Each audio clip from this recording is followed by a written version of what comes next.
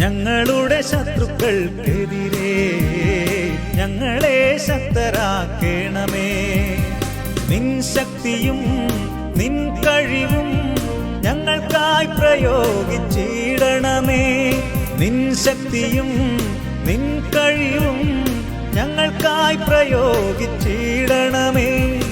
ആയിരം ആയിരം ശത്രുഗണങ്ങളെ തകർത്തു തരിപ്പണമാക്കിയ നാഥേ, സർപ്പത്തിന്റെ തലയെ തകർത്ത അമ്മേ, ശത്രുവിന്റെ തന്ത്രങ്ങളിൽ നിന്നും ഞങ്ങളെ കാത്തുരക്ഷിക്കണേ.